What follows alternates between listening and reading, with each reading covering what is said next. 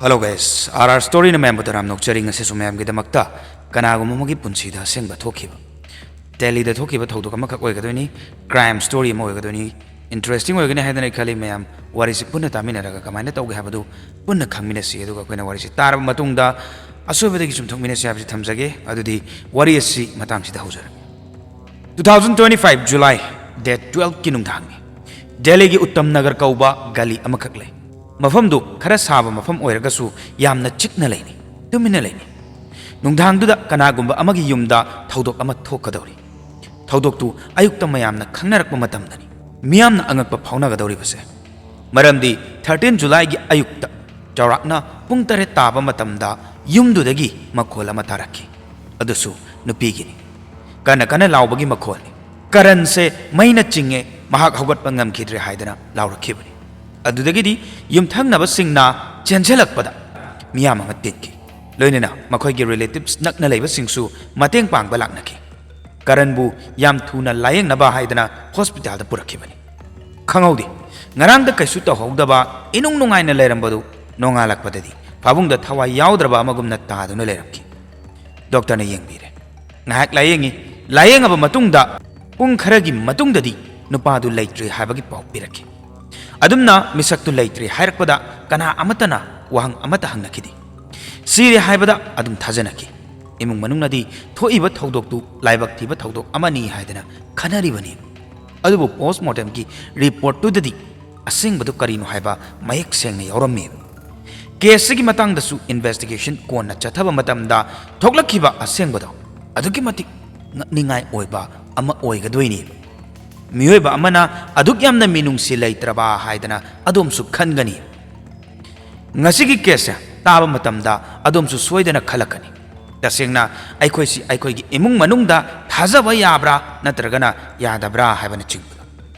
ado wari se taraga punna khangmina doini kamaina tawba wari no hab matam thindaroi adum makha chatharake mayam adum punna taminasi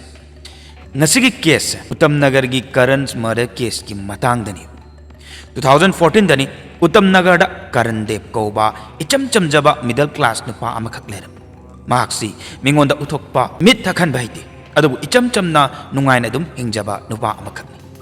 mahak chahi dumaktada luhong bani magi nupi gi mingna Susmita kawi makhoi ani adum lenga oi luhongaba matungda fajana adum matam khara laiminarab aman ama masang munna khangna naba honarab anauba nungaiba punsi ama haunabagi sutawrak Karansu mayum amadi magi thabakta maipuna chatnaba honaje doinena Susmita su anauba yumduda adjust tawraga lainaba honara ikuidana yumduda missing amaga su hengalaki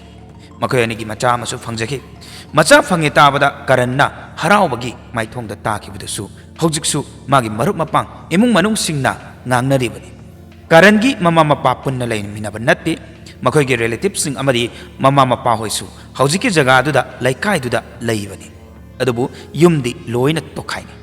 asumna makhoi anina luhong basi chahi 13 muk sujantre chahi 13 leminarakpa phawbada adum ahong balaitaba hamu nungsi chanana leminaba adum oi handak chahi da thokiba oigadoini ko July thadani July gi 12 ta haiba tare nungdangsu nungti gi tawbagum Karan thabaktagi halaki imunga wari watai saba khotpa tawre nungdhangi chaksu chathoe aduga tumba changki ataisu chaba thakpa loiraga pothaba loina changnakhre makhoigi imung khapnatana laikai dusu loina pothanarab kana amatana madugi nungdhangduda imung adugi sakpham kairakani haiba kana amtana khangnakhidabani 2025 13 July gi pung tare taba aduda makhoi kharana ayukki cha lonba kharana dukan hangba kharana wairam sit sengba tawriba mayam amakhakni matamdudani khanghaudana kanna laurakpagi makol takibadu karangi yumdagi Susmita kanna lauraki mahak tholaktuna mane makogi yumda chelaki laikai misingsu loina tanare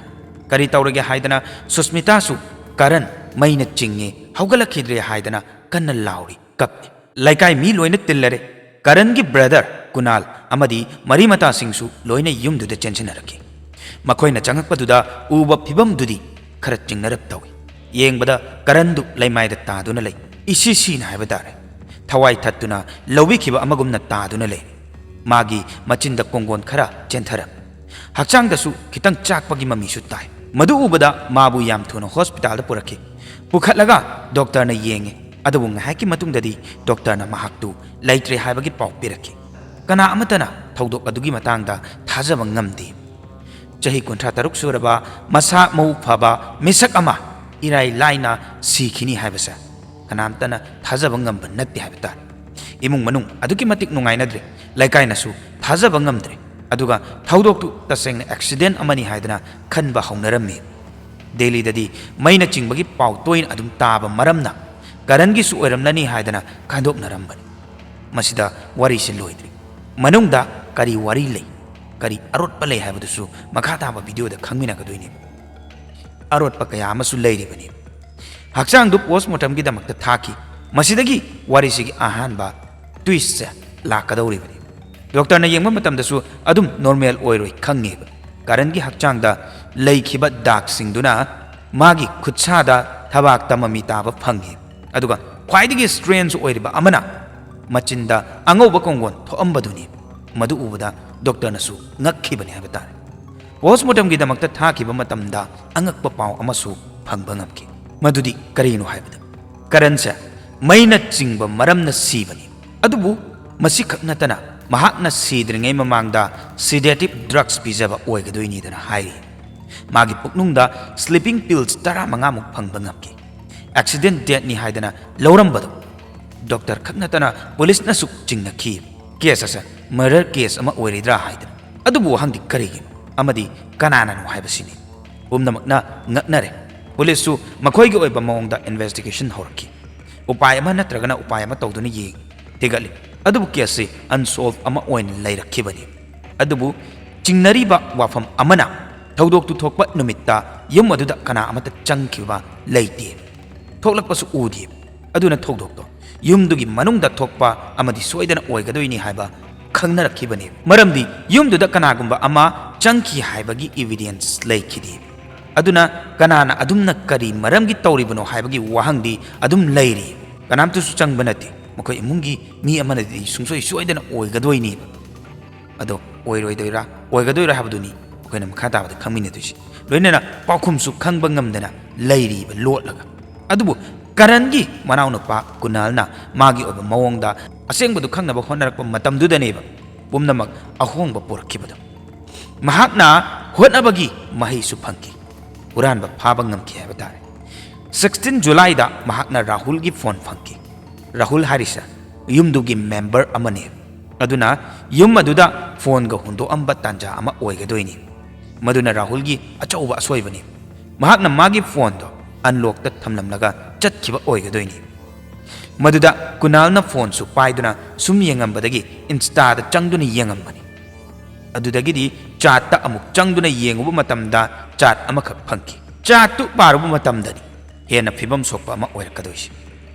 Susmita amadi Rahul gi marakta sanaba wari ama mahakna uki thajaba sungamkidi Susmita na wahai kharasu iram maduda karanbu harpagi wari mayak sengna yauri mahakna tharaki pung ahum phagadawni haujuk phawba karimta tawdi obasu tawdi kamaina tawduino kaidaw haino haidana hak maduda Rahul na reply tawraki kaimta tawdragadi sok thajallo haidana madu ubada Kunal amuka hena ngakba phawki maramdi postmortem report lakpada mai chingbagi haidana hairakpi wafam dusu tarakadawrabani Susmitana message kharasu kona thara amki karandu sor honba ngamdre aisu hidak hena pisan bangamdre ai kaidaw gadoino hangba matamda Rahul du mafam aduda kauraga makhoi ani changdana karanbu sok thajanduna hatkib makhoi ani gi chattuda makhoi ani gi plan pumba mayak sengna ulami Susmita magi no pabu siba ngairami aduga Rahulna kari kamaina tawba haiba loina taklam Kunalna chatu recording tawki magi phone da maramdi madu mangkhrabadi amuk khanna su phanglaroidabani loinena aduk chawba mara leiraba ani do mangkhrani khanbanani mahakna video recording du police ta forward chu tawki masigi evidence sina ts2 ahongmam purakibani police ta evidence leirabanina makhoi anibu haibadi Susmita amadi Rahul bu 20 July da phakibani interrogation matamda makhoi anina yumda haisingna khangsanadaba saraga mara laitaba saduna ngan chat to puthokuna utpa matamdadi makha amuk handa tabangam khedri haibadi asengbado ꯃꯈꯣꯏꯒꯤ ꯃꯃꯥꯡꯗ ꯊꯥꯡꯗꯣꯛꯇꯨꯅ ꯊꯝꯂꯕꯅꯤ ꯃꯁꯥꯅ ꯃꯔꯥꯜꯁꯨ ꯌꯥꯖꯔꯛꯈꯤ ꯑꯗꯨꯒꯨꯝꯂꯕ ꯊꯧꯑꯣꯡꯁꯤ ꯁꯤꯟꯈꯤꯕꯒꯤ ꯑꯁꯦꯡꯕ ꯃꯔꯝꯁꯨ ꯃꯄꯥꯟ ꯊꯣꯛꯂꯛꯈꯤꯕꯅꯤ ꯀꯔꯟ ꯑꯃꯗꯤ ꯁꯨꯁꯃꯤꯇꯥ ꯂꯨꯍꯣꯡꯂꯕ ꯃꯇꯨꯡꯗ ꯌꯥꯝ ꯅꯨꯡꯉꯥꯏꯅ ꯂꯩꯃꯤꯟꯅꯩ ꯍꯥꯏꯗꯅ ꯃꯌꯥꯝꯅꯗꯤ ꯈꯜꯂꯤ ꯑꯗꯨꯕꯨ ꯀꯩꯗꯧꯒꯦꯗ ꯃꯈꯣꯏ ꯑꯅꯤꯒꯤ ꯃꯔꯛꯇ ꯅꯨꯡꯁꯤꯕ ꯋꯥꯠꯅꯔꯛꯄ ꯍꯧꯔꯛꯈꯤ ꯁꯨꯁꯃꯤꯇꯥ ꯎꯪꯗꯨꯅ ꯋꯥꯅ ꯂꯩꯕ ꯍꯧꯔꯛꯏ ꯃꯇꯝ ꯑꯗꯨꯗ ꯃꯥꯒꯤ ꯄꯨꯟꯁꯤꯗ ꯔꯥꯍꯨꯜ ꯂꯥꯛꯈꯤꯕꯅꯤ ꯔꯥꯍꯨꯜꯁꯤ ꯀꯔꯟꯒꯤ ꯄꯣꯛꯃꯤꯟꯅꯗꯕ ꯃꯅꯥꯎꯄꯥꯅꯤ ꯆꯍꯤ 24 ꯁꯨꯔꯦ ꯁꯨꯁꯃꯤꯇꯥꯗꯒꯤꯗꯤ ꯆꯍꯤ 11 ꯃꯨꯛ ꯑꯉꯥꯡ ꯑꯣꯏꯌꯦꯕ ꯃꯈꯣꯏ ꯑꯅꯤꯒꯤ ꯃꯔꯛꯇ ꯕꯣꯟꯗꯤꯡ ꯑꯃ ꯍꯥꯏꯕꯗꯤ ꯑꯦꯐꯤꯌꯔ ꯂꯩꯔꯛꯈꯤꯕꯅꯤ ꯔꯥꯍꯨꯜꯗꯨ ꯀꯔꯟꯅ ꯂꯨꯍꯣꯡꯗ꯭ꯔꯤꯉꯩ ꯃꯃꯥꯡꯗꯁꯨ ꯀꯔꯟꯒꯤ ꯌꯨꯝꯗ ꯑꯗꯨꯝ ꯆꯪꯊꯣꯛ ꯆꯪꯁꯤꯟ ꯇꯧ ꯑꯗꯨꯅ ꯀꯩꯝꯇ ꯆꯤꯡꯅꯕꯁꯨ ꯄꯣꯛꯎꯗꯕꯅꯤ ꯁꯨꯁꯃꯤꯇꯥꯅ ꯏꯟꯇꯔꯣꯒꯦꯁꯟ ꯃꯇꯝꯗꯁꯨ ꯍꯥꯏꯈꯤ ꯀꯔꯟꯅ ꯃꯉꯣꯟꯗ ꯁꯦꯜ ꯑꯗꯨꯝ ꯅꯤꯕ ꯇꯧꯏ ꯁꯥꯎꯔꯒ ꯈꯨꯠꯅ ꯐꯨꯕ ꯆꯩꯕ ꯇꯧꯏ ꯍꯥꯏꯗꯅ ꯀꯔꯟꯒ ꯃꯥꯒ ꯃꯈꯣꯏ ꯑꯅꯤꯒꯤ ꯃꯔꯛꯇ ꯃꯤꯁꯑꯟꯗꯔꯁꯇꯦꯟꯗꯤꯡ ꯑꯗꯨꯝ ꯂꯩꯅꯔꯛꯏ ꯍꯥꯏꯕꯅꯤ ꯃꯍꯥꯛꯅ ꯗꯤꯚꯣꯔꯁ ꯇꯧꯕꯁꯨ ꯄꯥꯝꯈꯤ ꯑꯗꯨꯕꯨ ꯑꯉꯥꯡꯁꯨ ꯂꯩꯔꯛꯑꯕꯅꯤꯅ ꯑꯉꯥꯡꯒꯤꯁꯨ ꯃꯥꯡꯕ ꯑꯣꯏꯒꯅꯤ ꯂꯣꯏꯅꯅ ꯁꯣꯁꯥꯏꯇꯤꯅꯁꯨ ꯐꯅ ꯎꯕꯤꯔꯔꯣꯏ ꯍꯥꯏꯗꯅ ꯈꯟꯕꯅꯤ ꯃꯗꯨꯒꯤ ꯗꯤꯁꯤꯖꯟ ꯂꯧꯕ ꯉꯝꯗꯕꯅꯤ ꯍꯥꯏꯔꯤ ꯑꯃꯔꯣꯝꯗꯅ ꯃꯍꯥꯛꯅ ꯔꯥꯍꯨꯜꯒꯁꯨ ꯃꯔꯤ ꯑꯃꯗ ꯂꯥꯛꯅꯕ ꯑꯌꯦꯠꯄ ꯂꯩꯇꯅ ꯐ꯭ꯂꯣ ꯑꯃꯗ ꯆꯠꯄ ꯄꯥꯝꯕꯅꯤ ꯍꯥꯏꯕꯗꯤ ꯃꯈꯣꯏꯅ ꯀꯔꯟꯕꯨ ꯂꯣꯏꯁꯤꯟꯈꯤꯕ ꯄꯥꯝꯕꯒꯤ ꯋꯥꯅꯤ ꯑꯗꯨꯝꯅꯁꯨ ꯊꯣꯛꯈꯤ 12 ꯖꯨꯂꯥꯏꯗ ꯁꯨꯁꯃꯤꯇꯥꯅ ꯀꯔꯟꯅ ꯆꯥꯅꯕꯗ ꯁ꯭ꯂꯤꯞꯄꯤꯡ ꯄꯤꯜꯁ 15 ꯌꯥꯟꯈꯤꯕꯅꯤ ꯑꯗꯨꯐꯥꯎꯗ ꯀꯔꯤꯝꯇ ꯇꯧꯗꯦ ꯍꯥꯏꯕꯗꯒꯤ ꯋꯥꯔꯤ ꯁꯥꯟꯅꯗꯨꯅ ꯔꯥꯍꯨꯜ ꯂꯥꯛꯇꯨꯅ ꯍꯥꯏ ꯚꯣꯜꯇꯦꯖꯀꯤ ꯇꯥꯔ ꯑꯃ ꯂꯧꯗꯨꯅ ꯀꯔꯟꯒꯤ ꯈꯨꯠꯁꯥꯗ ꯑꯃꯗꯤ ꯊꯕꯥꯛꯇ ꯆꯤꯡꯍꯟꯈꯤ ꯑꯗꯨꯁꯨ ꯇꯦꯞꯅ ꯐꯥꯖꯤꯜꯂꯒ ꯍꯦꯟꯅ ꯁꯣꯛ ꯆꯠꯅꯕ ꯍꯥꯏꯗꯅ ꯑꯗꯨꯝꯅ ꯁꯣꯔ ꯈꯔ ꯍꯣꯟꯖꯔꯝꯕꯗꯨꯁꯨ ꯊꯗꯠꯈꯤꯕꯅꯤ ꯅꯣꯡꯉꯥꯜꯂꯒ ꯁꯨꯁꯃꯤꯇꯥꯅ ꯎꯈꯤꯕ ꯃꯇꯧ ꯑꯗꯨꯅ ꯁꯥꯁꯅꯕ ꯇꯥꯠꯅꯤ ꯃꯌꯥꯝꯅꯁꯨ ꯈꯪꯕꯤꯔꯝꯃꯅꯤ ꯃꯈꯣꯏ ꯃꯔꯥꯜꯁꯨ ꯌꯥꯖꯈꯤ ꯑꯗꯨꯅ ꯖꯦꯜꯗ ꯗꯟꯗꯤ ꯐꯪꯕ ꯇꯥꯈꯤ ꯅꯨꯡꯉꯥꯏꯇ꯭ꯔꯤꯕꯗꯤ ꯄꯤꯛꯂꯤꯕ ꯑꯉꯥꯡ ꯑꯗꯨꯅ ꯀꯃꯥꯏꯅ ꯇꯧꯕ ꯍꯥꯏꯕꯗꯨꯅꯤ ꯑꯍꯦꯟꯕ ꯄꯥꯝꯕ ꯐꯠꯇꯕ ꯋꯥꯈꯜꯅ ꯂꯝꯖꯤꯡꯈꯤꯕ ꯃꯔꯝꯅ ꯑꯉꯥꯡ ꯑꯗꯨꯗꯤ ꯂꯝꯖꯥ ꯑꯣꯏꯍꯧꯗꯧꯔꯤꯕ ꯍꯥꯏꯕꯗꯨꯅꯤ ꯅꯨꯃꯤꯠꯇꯨꯗ ꯔꯥꯍꯨꯜꯅ ꯃꯥꯒꯤ ꯐꯣꯟꯗ ꯂꯣꯛ ꯊꯝꯂꯝꯕ ꯊꯣꯛꯂꯕꯗꯤ ꯅꯠꯇ꯭ꯔꯒꯅ ꯆꯥꯠ ꯀꯛꯂꯝꯕ ꯊꯣꯛꯂꯕꯗꯤ ꯁꯣꯜꯕ ꯇꯧꯈꯤꯕ ꯀꯦꯁꯁꯦ ꯑꯟꯁꯣꯜꯕ ꯑꯣꯏꯅ ꯃꯤꯁꯇ꯭ꯔꯤ ꯑꯃ ꯑꯣꯏꯅ ꯂꯩꯔꯝꯒꯗꯕꯅꯤ ꯃꯁꯤꯅꯤ ꯉꯁꯤꯒꯤ ꯋꯥꯔꯤꯁꯤ ꯀꯃꯥꯏꯅ ꯇꯧꯒꯦ ꯍꯥꯏꯕꯗꯨ ꯀꯃꯦꯟꯇꯁꯨ ꯍꯥꯏꯕꯤꯔꯝꯃꯨ ꯑꯗꯨꯒ ꯃꯇꯨꯡ ꯇꯥꯕꯗꯁꯨ ꯅꯨꯡꯉꯥꯏꯕ ꯏꯟꯇꯔꯦꯁꯇꯤꯡ ꯑꯣꯏꯕ ꯋꯥꯔꯤ ꯃꯌꯥꯝ ꯑꯃ ꯄꯨꯗꯨꯅ ꯂꯥꯛꯆꯒꯦ ꯍꯥꯏꯕꯁꯦ ꯑꯩꯈꯣꯏꯒꯤ ꯁꯥꯏꯠꯇꯒꯤ ꯊꯝꯖꯒꯦ ꯑꯗꯨꯒ ꯑꯩꯈꯣꯏꯅ ꯋꯥꯔꯤꯁꯦ ꯂꯤꯊꯣꯛꯆꯕ ꯃꯇꯝꯗ ꯁꯣꯏꯈꯤꯕ ꯂꯥꯟꯈꯤꯕ ꯌꯥꯎꯔꯒꯁꯨ ꯃꯌꯥꯝꯅ ꯉꯥꯛꯄꯤꯒꯅꯤ ꯑꯗꯨꯗꯤ ꯉꯁꯤꯒꯤꯗꯃꯛꯇꯗꯤ ꯀꯥꯏꯅꯔꯁꯤ ꯃꯊꯪꯒꯤ ꯋꯥꯔꯤꯗ ꯑꯃꯨꯛ ꯃꯌꯥꯝ ꯄꯨꯟꯅ ꯊꯦꯡꯅꯔꯁꯤ